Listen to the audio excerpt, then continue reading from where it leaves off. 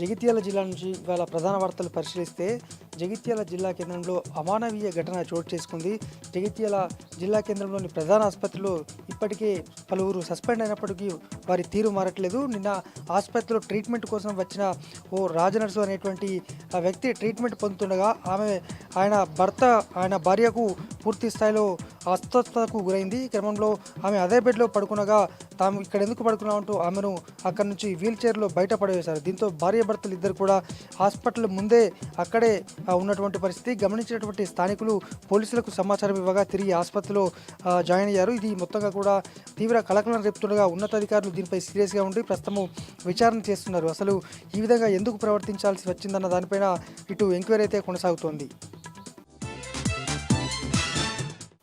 మరొక వార్త, సమగ్ర శిక్ష అభియాన్ ఉద్యోగుల దీక్ష 19వ రోజుకు చేరింది. అయితే వీరు పనిచేసినటువంటి కస్తూర్బా పాఠశాలల్లో అలాగే ఈ గురుకులాల్లో మొత్తం కూడా ఇతర టీచింగ్ నాన్ టీచింగ్ స్టాఫ్ మొత్తం కూడా ఇవాళ పూర్తి స్థాయిలో ధర్నాకు దిగారు, సమ్మెకు దిగారు. ఈ క్రమంలో వారి స్థానంలో కొత్త సెకండరీ గ్రేడ్ టీచర్లను నియమించేటువంటి విషయంలో ఇవాళ విద్యార్థులంతా కూడా ఏకతాటిపైకి వచ్చి తమకు పాత టీచర్లే కావాలంటూ వారంతా కూడా ఆందోళనకు దిగారు. ఇప్పుడు వచ్చినటువంటి కొత్త సిబ్బంది తమకు ఏం చెప్తున్నారో అర్థం కావట్లేదంటూ వారంతా కూడా నిరసనకు దిగి అప్పుడు వచ్చినటువంటి టీచర్లను వెనక్కి పంపించి వేశారు. జగిత్యాల జిల్లా మల్యాల మండలం కస్తూర్బా బాలికల పాఠశాల అలాగే కొరుట్ల బాలికా పాఠశాలలో ప్రధానంగా పెద్ద ఎత్తున కూడా ఆందోళన నిర్వహించారు.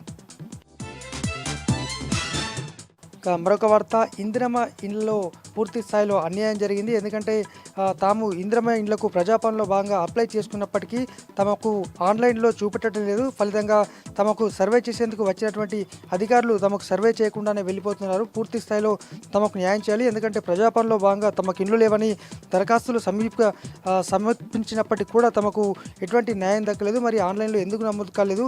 తక్షణమే తమకు అర్హులైన వారికి ఈ ఇళ్లలో చోటు కల్పించి తమకు ఇల్లు ఇవ్వాలని సందర్భంగా బాధితులు కోరగా మాజీ జెడ్పీ చైర్పర్సన్ ఇవాళ జిల్లా కలెక్టర్కు ఇదే అంశంపైన వినతి పత్రం సమర్పించారు. మరి ఇందిరమ్మ కమిటీలో ఇంత నిర్లక్ష్యంగా ఎందుకు వ్యవహరిస్తున్నారనేది మాత్రం ఇప్పుడు జిల్లా కలెక్టర్ ఏం చెప్తారో, దీనికి మున్ముందు మరి ఏం చేయబోతున్నది తేలాల్సి ఉంది.